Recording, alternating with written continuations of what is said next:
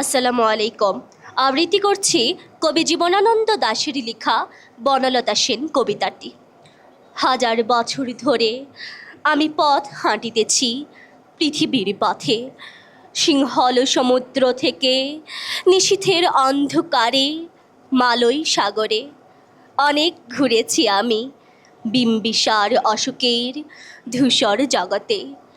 সেখানে ছিলাম আমি আরো দূর অন্ধকারে বিদর্ভ নগরে। আমি ক্লান্ত প্রাণ এক, চারিদিকে জীবনের সমুদ্র সফেন। আমারই দুদণ্ড শান্তি দিয়েছিল নাটোরের বনলতা সেন। চুল তার কবেকার অন্ধকার বিদিশার নিশা, মুখ তার শ্রাবস্তির কারুকার্য।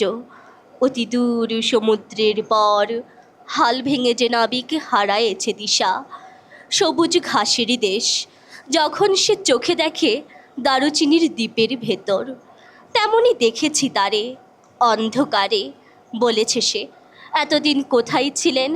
পাখির নীড়ের মতো চোখ তুলে নাটোরের বনলতা সেন। সমস্ত দিনের শেষে শিশিরের শব্দের মতন সন্ধ্যা আসে, ডানার রৌদ্রের গন্ধ মুছে ফেলে চিল।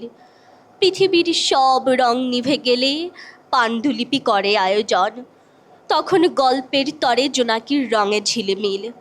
সব পাখি ঘরে আসে, সব নদী ফুরায়, এ জীবনের সব লেনদেন।